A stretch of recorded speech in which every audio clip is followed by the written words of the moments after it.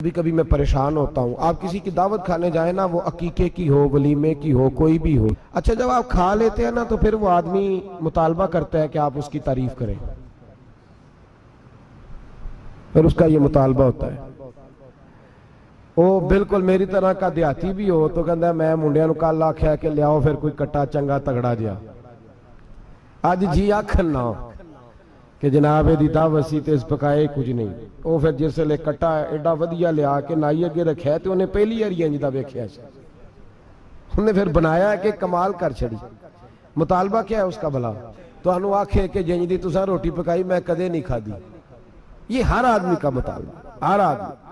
جناب میں سویرے گیا ہوں تو تازی سبزی اسپیشل آپ کے لیے میں لے کے آیا ہوں، اور یہ وہ والی لایا ہوں جو ملتی نہیں تھی پوری دنیا سے، صرف مجھے ملی ہے۔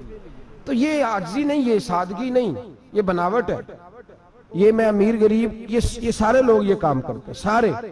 جو ہم نہیں وہ ہم بن کے دکھاتے ہیں، جو ہم ہیں نہیں وہ ہم بنتے ہیں۔ اس کا نقصان یہ ہوتا ہے کہ جب وہ چیز جو اصل نہیں ہوتی وہ آتی ہے تو تکلیف دیتی ہے۔ نبی پاک علیہ السلام کی زندگی سادی تھی۔ کس طرح کی سادی تھی؟ دو جملے، حضرت عبداللہ ابن عباس کے دو جملے اور بات ختم کر دی۔ فرماتے ہیں میرے رسول پاک علیہ السلام کی زندگی سادی تھی۔ یہ کیسی سادی تھی؟ فرماتے ہیں جو ملتا تھا حضور پہن لیتے تھے، جو سامنے آتا تھا کھا لیتے تھے۔ کوئی تکلف نہیں کہ میں نے یہ نہیں کھانا، یہ کھانا ہے، یہ نہیں لینا، یہ لینا ہے، یہ مزاج نہیں، طبیعت نہیں۔ ہماری تو پسند ناپسند ہوتی ہے نا۔ حضور کو کدو زیادہ پسند تھا، یہ تو آپ کو حدیث میں ملے گا، یہ تو ملے گا، لیکن یہ نہیں ملے گا کہ نبی پاک صلی اللہ علیہ وسلم کو گندم ناپسند تھی، یہ نہیں ملے گا۔ آپ کو یہ تو ملے گا کہ رسول پاک کو دودھ زیادہ پسند تھا، یہ نہیں ملے گا کہ سادہ پانی ناپسند تھا۔ یہ تو آپ کو ملے گا کہ نبی کریم سید عالم صلی اللہ علیہ وسلم ضمیر پر سونے کو پسند کرتے تھے، یہ نہیں ملے گا کہ چارپائی پہ سونے کو ناپسند کرتے تھے۔ یعنی حضور کی زندگی سادی ہے، اس میں تکلف ہماری پسند ناپسند ہوتی ہے، اور جو شے ہمیں پسند نہیں وہ پھر ہے ہی نہیں صحیح، وہ غلط ہو گئی فوراً، وہ سرے سے اس کا کوئی اثر ہی نہیں رہا، وہ بالکل تباہ ہو گئی۔ میرے حبیب پاک سید عالم علیہ السلام نے سادی زندگی گزاری اور عاجزی والی زندگی گزاری۔ ہم لوگ عاجز نہیں ہوتے، عاجز نہیں ہو۔ اگر ہم لوگ عاجز ہو جائیں تو لڑائیاں ختم ہو جائیں۔ ہر خاندان میں ہر گھر میں لڑائی ہے، اس کا مطلب ہے کہ عاجزی، جہاں عاجزی ہوتی ہے وہاں لڑائی نہیں ہوتی، جھگڑا نہیں ہوتا۔ ہمارا بھائی سے، بھتیجے سے، بھانجے سے، بیوی سے، سسرال والوں سے، رشتہ داروں سے، بھائیوں سے اگر اختلاف چل رہا ہے اور ہر جگہ چل رہا ہے تو ساری جگہ تو غلطیاں نہیں نہ پائی جاتی، کہیں ہماری بھی غلطی ہوتی ہے۔ تو یہ جو اختلاف چل رہے ہیں اور صلح نہیں ہو رہی، اس کی وجہ یہ ہے کہ ہمارے اندر عاجزی انکساری ہو، تو پھر تو جھگڑا ہی کوئی نہیں۔ میرے نبی پاک علیہ السلام کی زندگی میں عاجزی ہے، انکساری ہے، اس لیے حضور نے کبھی لمبی چوڑی باتیں نہیں سنائی۔ صحابہ کہتے ہیں نبی پاک علیہ السلام تقریر چھوٹی کرتے تھے، نماز لمبی پڑھتے تھے۔ تقریر، نماز، ہماری باتیں لمبی اور نمازیں اللہ اکبر الٹ بالکل سلسلہ۔ نبی پاک علیہ السلام نے سادگی، عاجزی کو اپنایا۔ بہت غریب آدمی، بڑا ماڑا بندہ جو 100 روپیہ دیہاڑی لیتا ہے، اور بار جب وہ دیہاڑی کرنے گیا ہے تو وہ شام کو جب اس نے نا سمیٹا ہے نا وہ سیمٹ اور ریت اور وہ ساری چیزیں، تو وہاں وہ جھاڑو پھیر کے آیا ہے۔ پھیرتے ہیں نا جی مزدور جھاڑو، یہ کام وہ کرنے کو تیار ہے، پر اپنے گھر میں آ کے جھاڑو دینے کو تیار نہیں وہ، اس لیے کہ یہ اس کی مردانگی کے خلاف ہے۔ بار جب وہ گیا ہے، کسی ہوٹل میں کام کر رہا ہے، ٹائی پینٹ کوٹ پہن کے وہ بڑا اچھا، وہاں اگر اس کو برتن دھونے پڑے ہیں تو دھو لیے، بلکہ اگر ناراض نہ ہو جائیں باہر رہنے والے ساتھی تو ڈھیروں لوگ باہر جا کے ہوٹلوں میں برتن مانجتے ہیں، لیکن وہاں ان کے روب کو، ان کے نام کو کوئی دھبا لگتا، لیکن گھر کے اندر جس برتن میں انہوں نے خود روٹی کھائی ہے، اگر ان کو یہ کہہ دیا جائے نا کہ یہ دھو لو تو پھر تو طلاق تک نوبت آ جاتی، پھر تو مسئلہ خراب ہے۔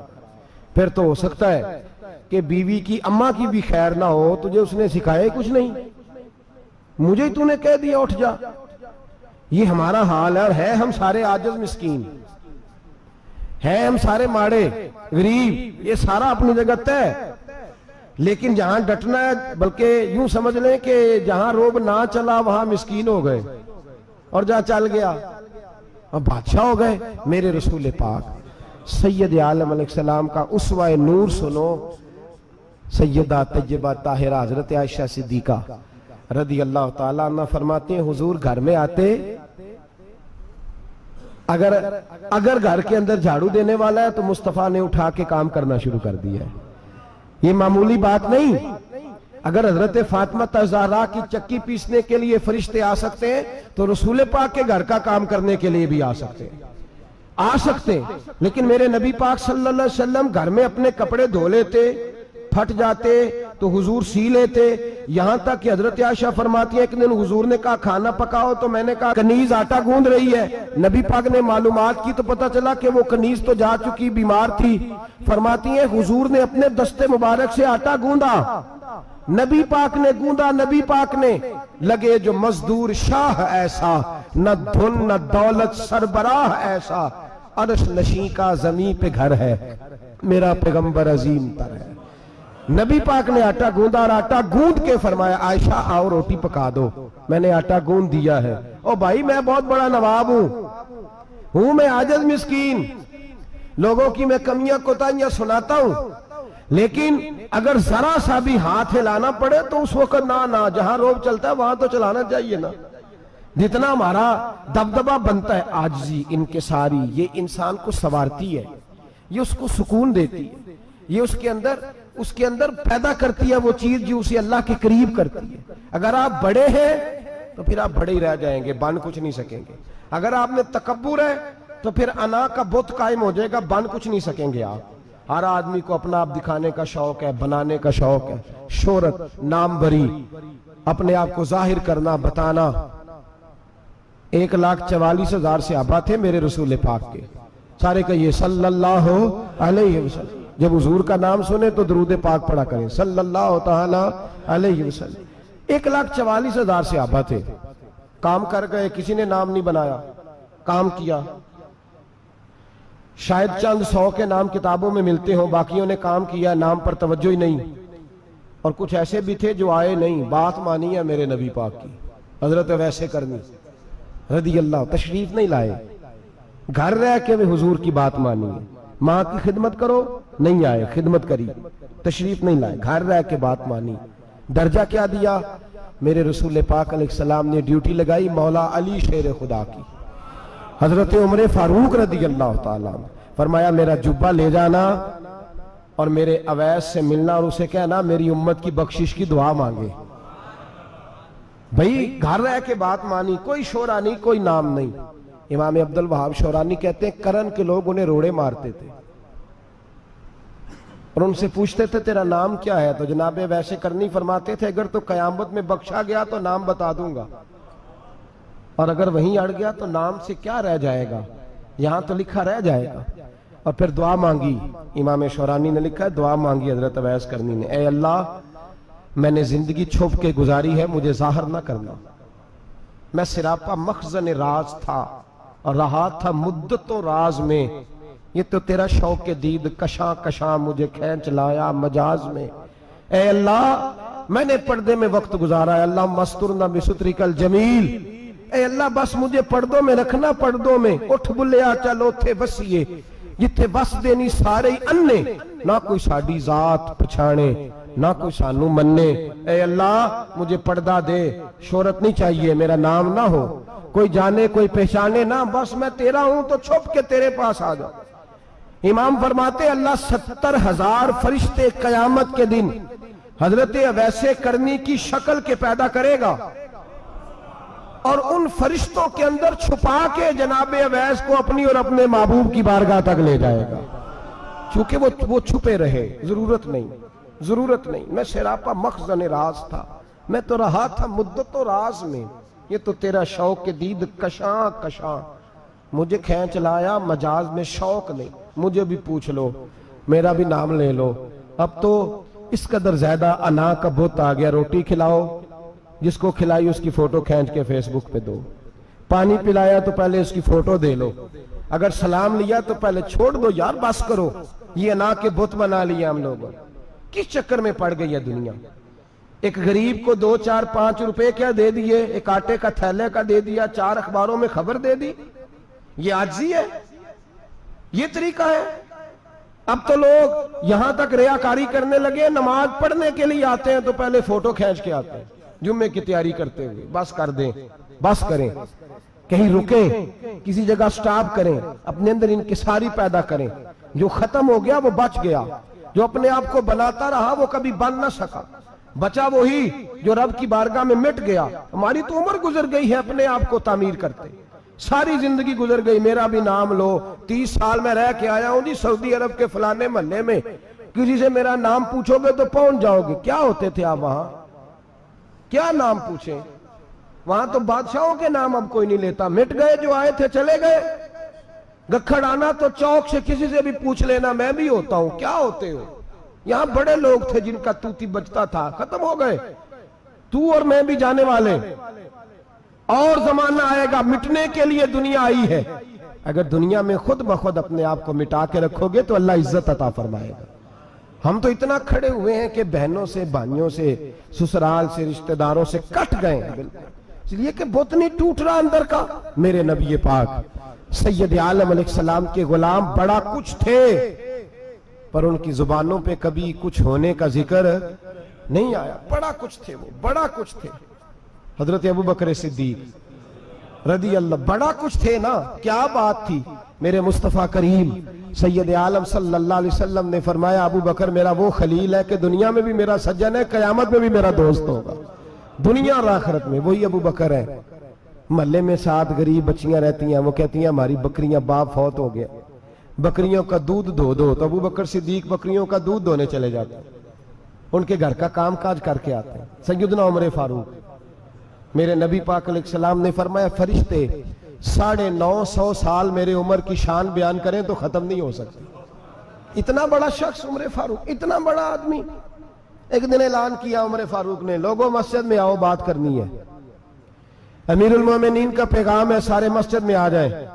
کھچا کھچ مسجد نبی صحابہ سے بھر گئی، اور ایسا جب اعلان ہوتا تھا تو صحابہ دوڑ کے آتے تھے، شاید کو جنگ ہے، شاید کسی نے حملہ کر دیا ہے، شاید کوئی نئی بات ہے، دوڑے آئے لوگ، مسجد نبی کھچا کھچ بھر گئی۔ سیدنا فاروق اعظم رضی اللہ تعالیٰ عنہ ممبر پہ بیٹھے، حضرت عبد الرحمن ابن عوف رضی اللہ تعالیٰ عنہ فرماتے ہیں کہ صحابہ تجسس کے دیکھ رہے ہیں کہ پتہ نہیں کسی طرف سے پیغام نہیں آ گیا، کوئی کافر حملہ نہیں کرنے لگا، اللہ جانے کیا ہوا ہے، بڑی پریشانی ہے۔ عمر بیٹھے، اللہ کی حمد کی، نبی پاک صلی اللہ علیہ وسلم پر درود پڑھا، اور پھر عمر فاروق بولے، فرمانے لگے میں جب مکے میں رہتا تھا نا تو کبھی گھر میں قحط آ جاتا تھا، کبھی قحط آتا تھا گھر میں، بکریوں کے دودھ خشک ہو جاتے تھے، گندم نہیں ملتی تھی، پانی نہیں ہوتا تھا، تو فرمایا میری اماں مجھے خالہ کے گھر بھیج دیتی تھی۔ قبیلہ بنو مخزوم، اس قبیلے میں میری خالہ کی شادی ہوئی تھی تو وہ مالدار لوگ تھے، ان کے پاس زیادہ بکریاں، زیادہ اونٹ، زیادہ گائیں، زیادہ کھیت تھے۔ حضرت عمر فاروق فرمانے لگے میں ان کے گھر جاتا تو میرے خالو سمجھ جاتے کہ عمر کو اس لیے بھیجا گیا ہے کہ قحط آ گیا ہے، فرماتے ہیں وہ مجھے سویرے بکریاں چرانے لے جاتے، شام تک میں ان کی بکریاں چراتا۔ امیر المومنین عمر، ایک طرف مسئلہ یہ ہے کہ کیسر و کسرا کی دیواریں ہل رہی ہیں عمر کے نعروں سے، اور ادھر عمر منبر پہ بیٹھ کے خطبے دے رہے ہیں، فرماتے ہیں میں بکریاں چراتا، شام تک خالہ کے گھر جا کے مزدوری کرتا، اور فرماتے ہیں شام ہوتی تو ایک مٹھی کشمش مجھے دیتے وہ۔ آپ فرماتے ہیں میں بڑے قد والا تھا، ایک مٹھی کشمش ملتی ہے، کبھی ایک مٹھی کھجوریں، میں شام کو کھا کے سو جاتا۔ کئی مہینے یوں ہی گزرتے تو میری اماں کا پیغام آتا کہ علاج صحیح ہو گیا، میرے بیٹے کو بھیج دو۔ یہ بات کہی، حضرت عمر رونے لگے، اور پھر کہنے لگے اب وہ وقت آیا ہے کہ لوگ مجھے امیر المومنین عمر کہہ کے پکارتے ہیں۔ بس یہ 2 باتیں کی، عمر نے کہا چلو ظہر کا وقت ہو گیا، اذان پڑھو، اٹھو نماز پڑھیں، اٹھو۔ اذان ہوئی، اقامت ہوئی، جناب عمر نے نماز پڑھائی، لوگ چلے گئے تو سیدنا عبد الرحمن ابن عوف جرانہ تھا جناب عمر سے، بازو پکڑ کے کہنے لگے عمر سیاڑا بندہ یار تو، یہ دو باتیں سنانے کے لیے اتنا مجمع اکٹھا کیا تھا، یہ دو باتیں کہنے کے لیے کہ میں خالہ کے گھر جا کے مزدوری کرتا تھا تو ایک مٹھی کشمش ملتی تھی، ایک مٹھی کھجوریں، یہ کہنے کے لیے کہ میں بکریاں چرایا کرتا تھا۔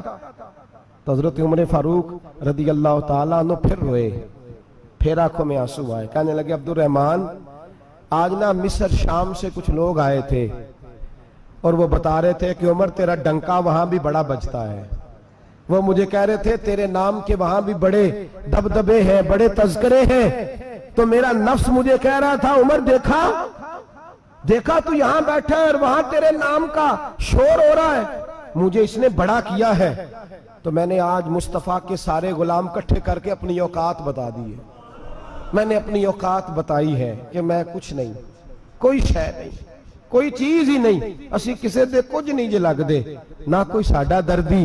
میں نے بتایا ہے کہ میں تو کسی کے بکریاں چرا کے ایک مٹھی کشمش لے کے گزارا کیا کرتا تھا۔ گزارا مجھے میرے کچھ ساتھی نا لے گئے گجرانوالا سردیوں کے موسم میں، مجھے کہنے لگے سویٹر پسند کر لیں اپنی مرضی کا، تو میں نے کہا یار مجھے تو وہی مزہ آتا ہے جو میری اماں کروشیے سے بنایا کرتی تھی، وہ پہلے ابا پہنتے تھے، پھر وہی سویٹر بڑا بھائی پہنتا تھا، پھر ہمارے کھاتے میں آ گیا، اور پھر اس کی تعریفیں ہوتی تھیں غربت چھپانے کے لیے، اس کی تعریفیں ہوتی تھی بڑی محنت سے بنا ہے جی، کیا بات ہے، بڑا گرم ہے، تو اب چھوٹے بھائی کو دے دیا جائے۔ ہم نے کہا وہی زمانہ دیکھا ہے، وہی رنگ دیکھا ہوا ہے، اور اس پر فخر ہے۔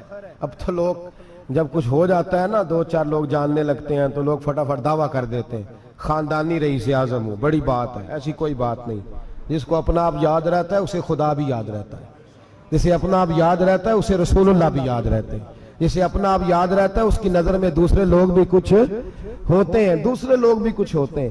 میں عمرے کے لیے حج کے لیے جاتا رہتا ہوں، رب مجھے اپنے فضل سے بلا لیتا ہے، تو میں ایئرپورٹ سے نیچے اترا تو ایک صاحب میرے جاننے والے تھے، دوڑ کے آئے اور مجھے کہنے لگے کیا بات ہے، سنا ہے اس دفعہ آپ سعودی ایئر لائن سے آئے، سیدھا مدینہ شریف آئے، کیا بات ہے آپ کی؟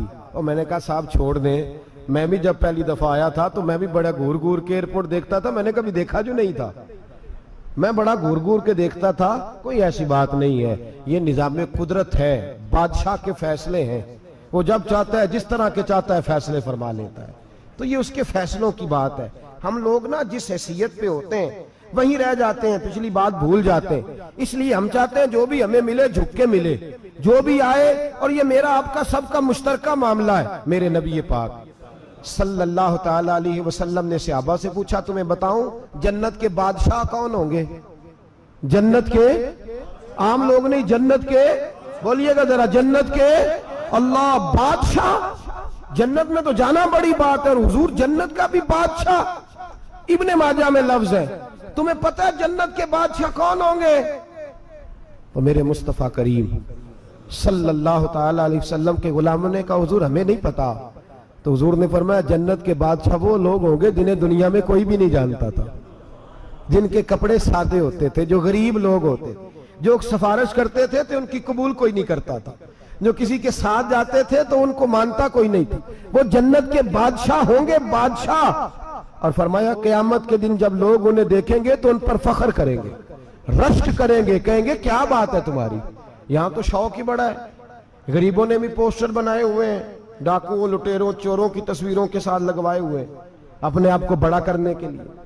عاجزی اختیار کریں، عاجزی اختیار کریں، اپنے آپ کو مٹانے کی کوشش کریں۔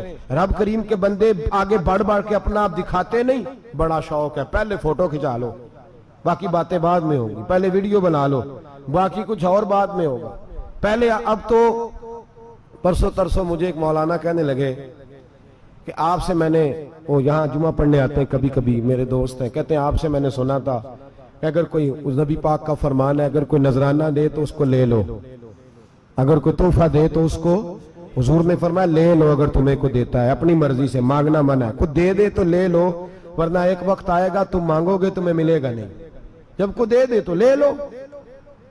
کہنے لگے آپ نے کہا تھا کو دے دے، تو اس وقت سے میں کوئی سوٹ دیتا ہے مجھے میری مسجد کا نمازی تو میں لے لیتا ہوں، کوئی مجھے کوئی اور شے دیتا ہے تو میں آپ سے سن کے تو اگر میری مسجد کا نمازی سوٹ پکڑاتے ساتھ فوٹو بھی کھینچے تو پھر میرے لیے کیا حکم ہے؟